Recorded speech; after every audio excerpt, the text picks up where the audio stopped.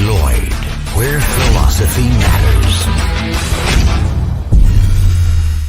Hey, what's up, everybody? It's Jack here. I'm just chilling, having a good time, trying to enjoy this week before I have a big conference to go to. I'm actually going to be going to Yale Rev this weekend with Philosophers, so that's going to be a lot of fun. We're going to see some good friends and some great faces there. So if you're going to be actually heading to Yale Rev, let me know. I want to know in the comments if you're also going to be going to the Gaylord Palms in Orlando for that big event. There's going to be some cool people there, actually. I'm pretty excited about it.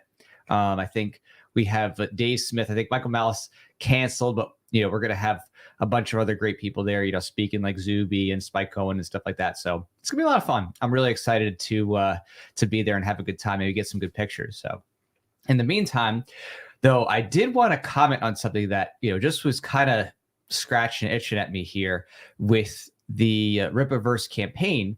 And it's something that, it's subjective. It depends on how you want to do things. But for me, I just thought that the handling of it was kind of tough and may have maybe killed some of that momentum that Eric had initially on his campaign.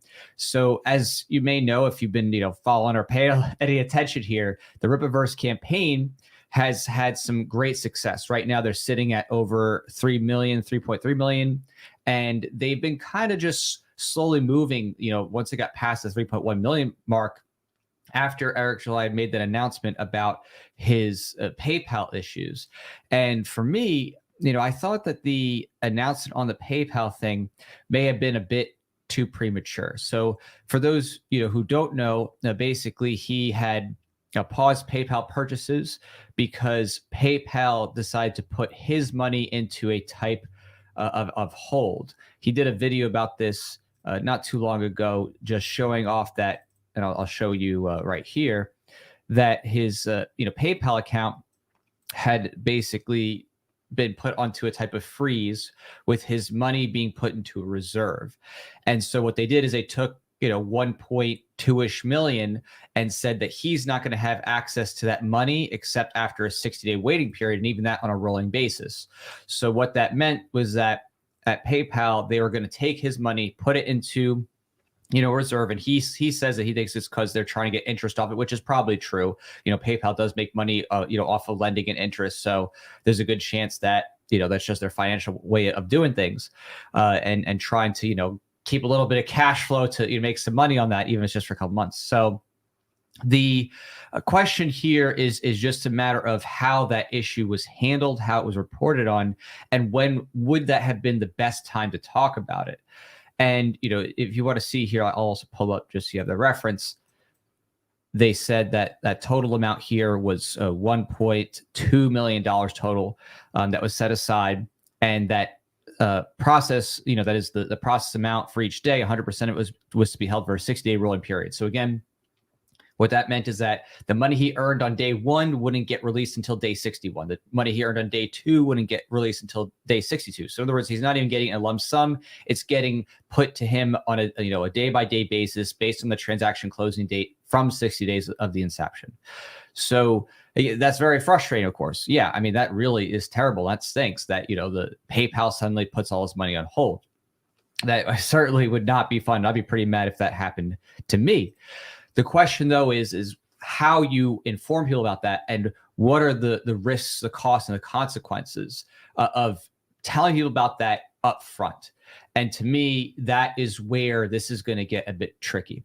So before I get into that, really quick, I want to say hi. What's up, Gary? What's up, Cal? And what's up, Alexis here popping on in. So thanks for coming by, saying hi and stuff like that. So I think the core here thing you want to think about is what happens when you tell people that you have a monetary or payment issue, right?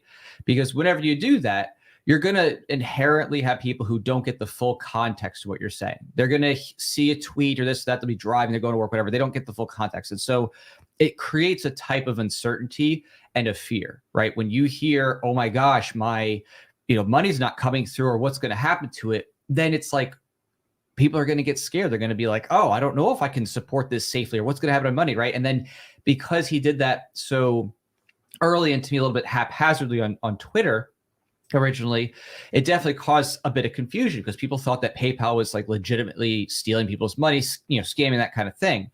So in reality, it's just PayPal's usual shenanigans of trying to manipulate, people's holdings and stuff like that, so they can profit off of it. But Eric July, I think, was going to always get his money no matter what. And of course, you could say that the social pressure and stuff like that to get some attention is certainly a possibility there. But in reality, this is something that could have been done quietly with his lawyers behind the scenes, and then waiting for a more opportune time to actually address it, maybe toward the end of the campaign.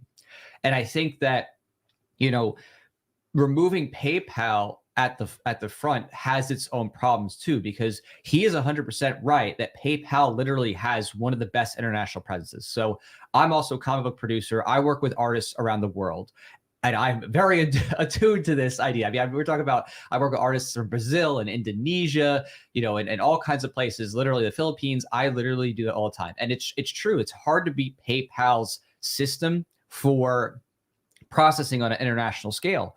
There's just not as many processors who can handle a lot of different countries and also be safe and secure, because it's not just simply like, okay, I want to sign up and use the payment processor. It's also the security aspect, right? You don't want there to be a lot of fraudulent accounts. And so in some of these cases, there's certain types of vetting and verification, two-factor authentication, things like that, just to make sure that an account is legitimate and is, going to come through what they promised. So that, to me, I think is pretty evidenced, at least in the campaign so far, that it's been a net negative for his income, because now he was on a roll. In the beginning, it was like, boom, 1 million, then 2 million, 3 million. And then all of a sudden, it stopped. It came to a halt. And it's really has slowed down now to where, it's not even moving 100,000 a week. It's like barely, hitting that, where before it was like hitting near 1 million in a week in terms of the rate. So, that's serious. And that's a serious business consideration too, when you think about it, because it's like, okay, on one hand, PayPal is trying to set this thing up where they're only going to pay him out 60 days later. And that is frustrating. But on the other hand, if you kept PayPal open and you kept the funding for just this campaign, you could actually keep the international backers onboarded and keep them, funding in until you find a sufficient, alternative. And I don't really know that he's going to find one that is going to cover as much as PayPal does. It's just true. PayPal just has that level of international presence you're just not going to get anywhere else. It doesn't mean it's not worthy to find other alternatives. It just is. The reality is that you're leaving out. And if you have a limited window campaign, because remember, this is not like we're doing this campaign forever. It's 75 days. I mean, you're going to have to get in people in time. And if you can't figure that out in time, it could be a big problem. And I think that the lack of having that opening and that opportunity and the uncertainty certainly created a lot of doubt and a lot of questioning, and I think a slowdown of the support. And I don't think that ultimately, as much as it would be nice to get everybody on board and like, yes, everybody's going to rally behind me and push against PayPal, I don't know if that was worth it at that point in time.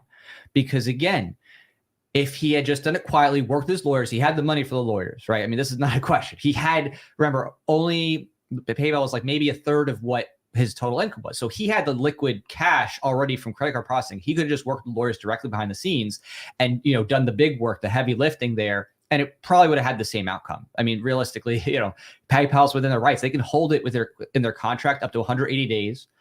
That's already in your agreement. And they actually have a mandatory arbitration clause that if you don't send in a letter within 30 days of opening your account to say, I don't want to do arbitration, well, they also could force arbitration.